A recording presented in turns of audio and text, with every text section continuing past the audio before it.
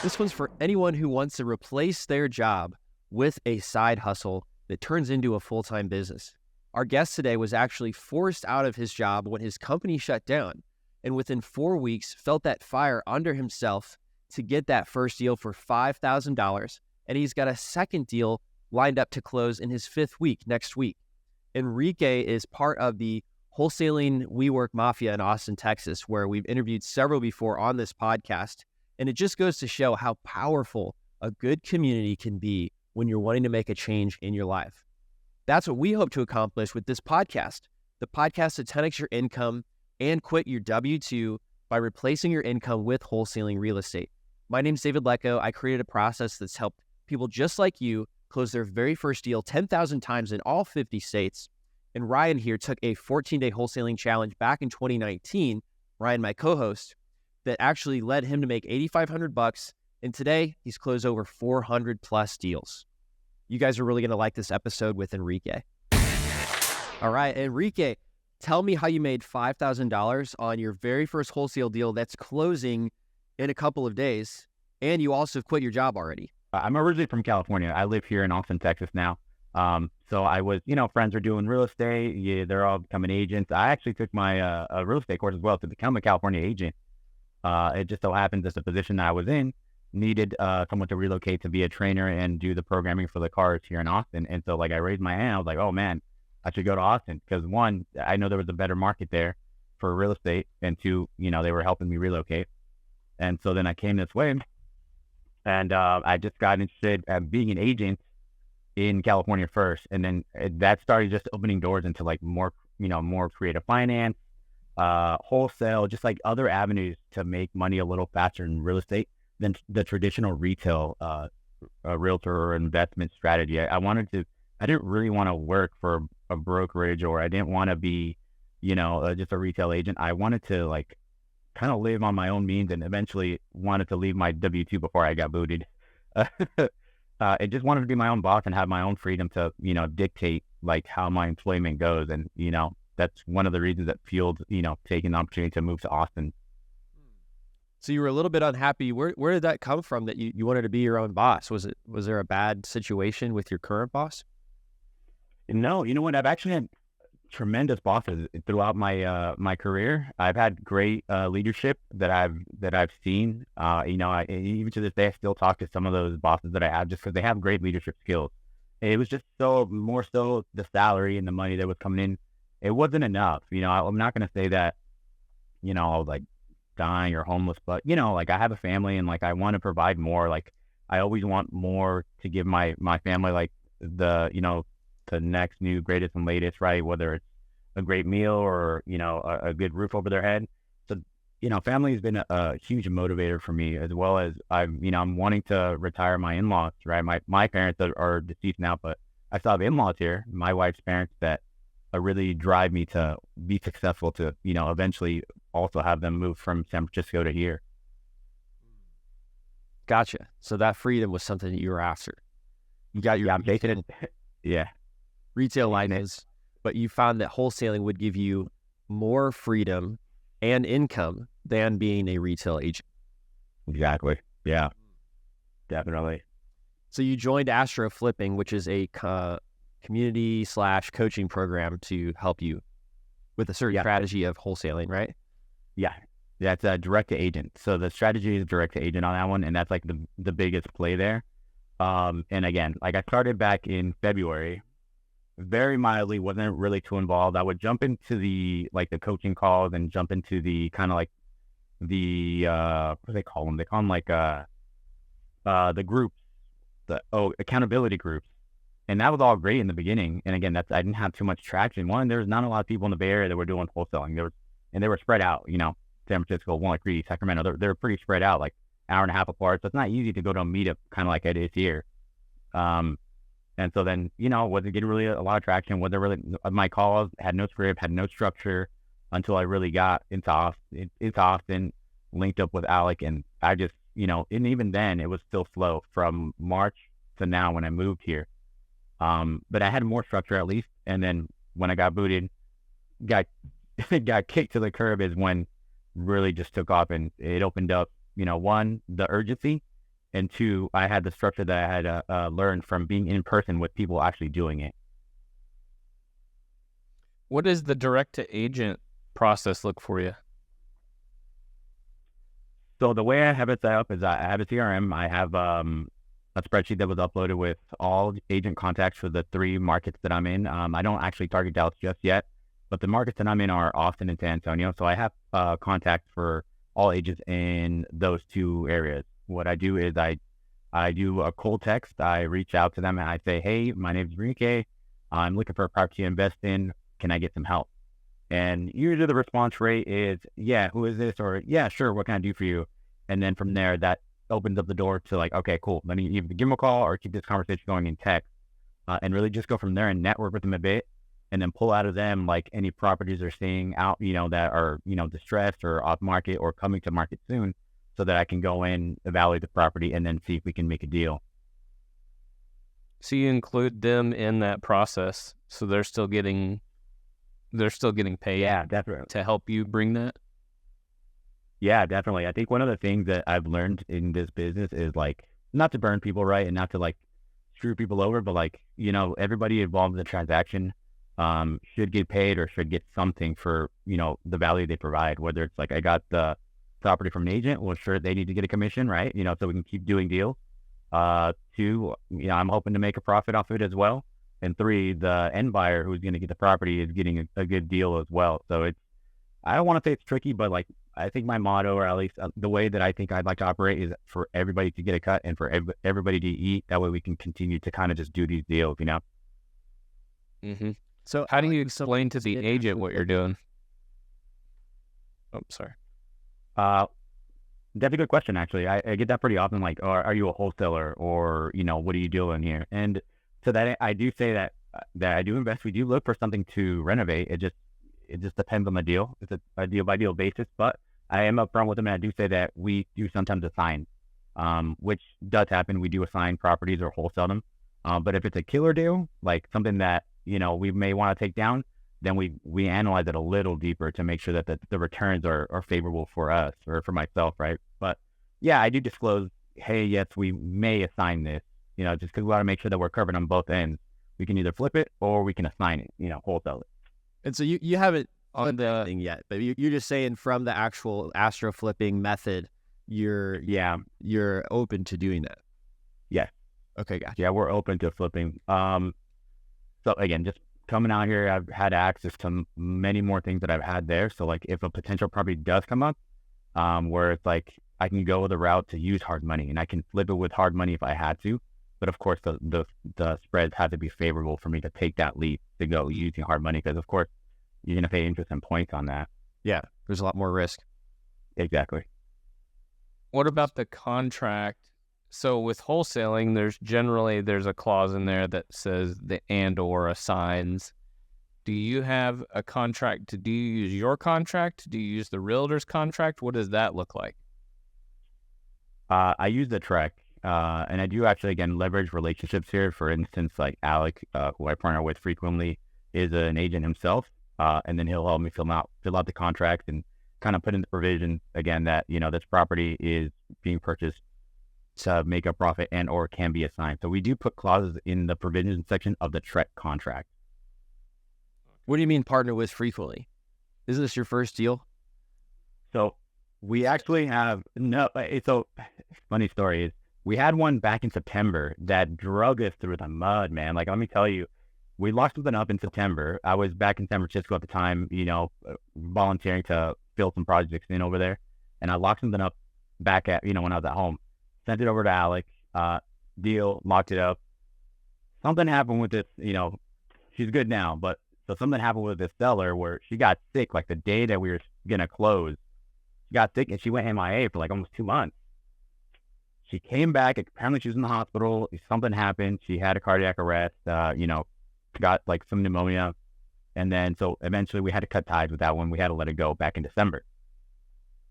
Right around the time that actually we got booted from cruise, I was again pounding on the phone.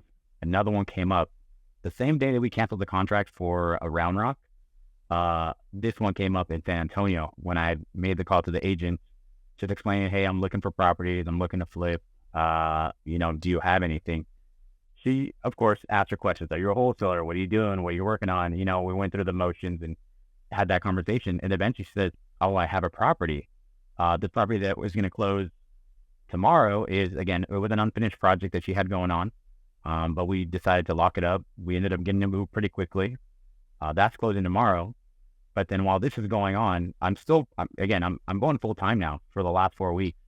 We got another one locked up a couple weeks ago, and that's closing next week. So this is, could have been my third, but technically my first one will be tomorrow, and then I'll have my second one the following week. So we're catching fire here, and I'm just looking to keep that momentum going. So, well, congratulations on the momentum. It's certainly very important. When you found these deals, it was through your agent outreach. And then in order to sell it, that's when you partnered with Alec. You're like, hey, this is a deal I have. Help me sell it. We'll split the assignment fee. Yeah, exactly. Cool. Yeah. So I just going back to leverage the relationships in the business is where I've, been doing. Yeah. And so you haven't made a long-term partnership with Alec, but you're just doing it on a deal by deal basis, right? To keep that momentum going for now. Yeah. Amazing. So what are you going to do with the $5,000 that you take home tomorrow from the title company? I thought about that I joke around with these guys all the time. I'm like, I'm gonna go buy a MacBook. I'm gonna go buy another car. Or I'm gonna, realistically, I'm gonna actually hold on to it, and I'm just gonna reinvest it in what I'm doing here because it costs money to operate. It's low overhead, of course. Some of the tools that I use, but it does cost money to operate a bit. So I'm gonna hang on to it and just reinvest it. What is your total cost of getting those deals? I haven't really put an actual number to it just because I know they say that's like $30,000 to contract from, execution to close. Because realistically, I've been paying for some of these things since March, right? Like my CRM up to now, I know that it cost me roughly about $250 a month to operate. Pulling comp data, seeing what's in the area. So like I, pull the comps for the subject property. This is one of the biggest things people get hung up on when they're wanting to make an offer on a house is knowing what the after repair value is. So in DealMachine, we've got a comps product that gives you all the properties that are similar within a square mile that had similar bedrooms and baths and what they actually sold for. You don't have to guess if they were a brand new property or a rundown property because we show you the photos from the MLS when they were actually listed. So you can filter out the ones that weren't perfect and get a true ARV. And if you want to make it even simpler, we've got an Alma AI assistant where you can ask it questions. Give me the numbers for this deal if I were to wholesale it. Give me the ARV for this property. And you can get access to it by starting a 7-day free trial of DealMachine at DealMachine.com/pod. We'll also give you $35 of direct mail when you use that link. Gotcha. Cool. So what if you have a comp and you're like, oh, it's ARV 200. What do you know that you need to offer on the property? Basic rule of thumb that I really go with is 0.7 or, 70% of ARV minus repairs. And then we try to build in a little buffer there for the wholesale fee. Well, how much buffer? Probably I think we do like 1%. So like just looking for like a 10K, 20K in there, But again, because it's so new to me or it's still fresh, like I'm just, whatever comes, I don't want to be greedy. I know like, some people are like, oh no, you gotta ask for more. But it's like for myself, I don't want to be too greedy. Like I'm enjoying learning the business, and two, I just want to make sure that everyone involved in the transaction is getting paid. Right. Yeah. The momentum is so critical. I'm really happy to see you getting a lot of success so early. Yeah. I'm pretty excited about it. To ask is how do you come up with your repairs budget? So when you're doing the 70% of ARV minus repairs, how do you get that number? Yeah, so I've just generally been sticking with $60 a square foot for like a upscale finish. But if it's like a property that looks more like in a neighborhood that's it's got more rentals in the area, or I've seen like some of the finished comps are more like they've been renovated to be only rentals, then I'll bump that down to about $45 a square foot to not like overshoot it. Cause like if it's like, if the property's in a rougher neighborhood, we're not going to go like, oh yeah, this property is ready to go for a full luxury renovation, right? When in reality, it might not sell at the high end sale. It could be more like it's it's a turnkey rental property for an end buyer that wants to just pick up a ready to go rental and throw some tenants in it. So I do change the numbers there a bit. Got it. Do you ever just wonder, like, wow, if I hadn't been forced to quit my job, like, where would I be right now? I would probably still be like my computer plugged into some car, like Yeah. running. Yeah. Do you think you would have gotten a deal? Probably not. Ooh. No, just it sounds so like ominous, but probably not, just because my W-2 did take a lot of time. I was spending 10 to 12 hours a day there. It wasn't a bad gig, to be honest with you. Like I like what I do. I'm good at what I do. But it was time intensive, and so like that took away time from the business. And you can even ask some of these guys if you visit us here that I would only be in here like once a week. Versus like now I'm in here 5 to 6 days a week, 9 to 10 hours a day here. So it made being here in person and being here focused has definitely made the difference. And now I take this serious. Like, I wasn't saying that I didn't take it serious before, but now it's like, oh crap, if I don't make something happen, there's no food on the table. There's no roof over our head. There's no gas for me to get from my house to the office, so it's like, now it's like a fire under my butt. So when you say we, are you married? I have a wife. Yeah. Okay. Wow. I got a wife. Is she working, or are you the sole income provider? I'm the sole income provider. Wow. So that's like a that's extra big pressure. fire under your butt. Yeah. It's a lot. I would say we got a 5-year-old. We got one on the way. She's a stay-at-home mom. She killed it at home, to be honest with you.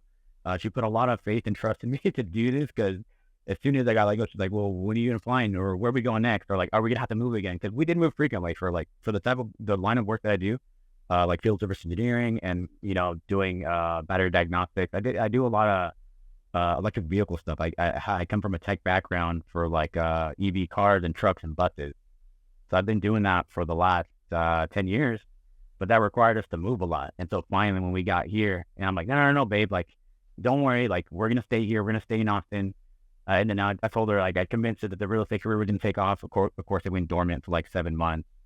And then so once I got cut, she's like, what are you doing? Where are we going next? I was like, I'm going to make this work. Trust me, give me a little time. We're going to make this work. And so, I think the nerves are shaking off now that she knows that the deal is closing tomorrow. So she's got, it's a little bit of a proof of concept for her too, because she doesn't, she's not used to like entrepreneurship or like, again, she's only known W-2 and go to work, collect a paycheck, pay your bills, right? That's been the cycle, for her family and my family as well. We've never known, entrepreneurship or there's other avenues to make money, or there's more freedom to be had. And that's one cycle that I want to break within my family and within hers as well. That, like, you can make your own way if you just really, if you try, right? Like, if you find your niche. Like, I have a passion for real estate. I like real estate. I like finding the broken house, and I like seeing the finished product. So I got a passion for it, and that's kind of what's also driving this fuel. That's amazing, man. I'm so happy that you guys are on the same page and excited about what you're doing and to build a better life, right? A little bit of risk for potentially a lot of reward. Yeah, definitely. It is. Yeah, quite a bit of risk, but I think it's gonna be great when the check clears tomorrow, and then the next one, and then I got other goals and aspirations. My wife is a really good decorator, so kind of want to get this thing going, and I eventually want to get into her own little business and into her decoration. So kind of looking forward to that for the future, to kind of help her cultivate her entrepreneurial skills as well. Amazing. Well, Enrique, do you have an Instagram where people could follow you? I do. It's Enrique.Machado_. MECH, or is it MACHADO? MACHADO_.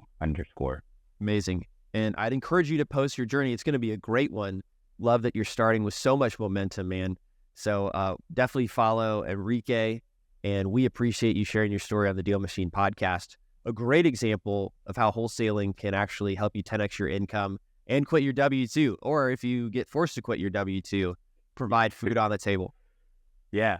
There was one thing you mentioned, which is so funny. It made me smile. You said the WeWork Mafia. It's because we have a lot of people in Austin that are wholesaling that work out of the same WeWork. So I wanted to mention the episodes of other people You mentioned Alec a lot, so he's actually episode 99. And then Philip Vegas is on episode 53. And then we also did a couple other ones. You didn't bring him up, but 79, Josh Good, and also 86 was Hannah and Lucas. So really excited you guys have a community there. I think that's why people from that we work are so successful. So I would love to stop by and join you guys sometime. And thank you so much, man, for being here. Thanks for listening to the DealMachine Real Estate Investing Podcast. Please leave us a review and follow along wherever you're listening to your podcast.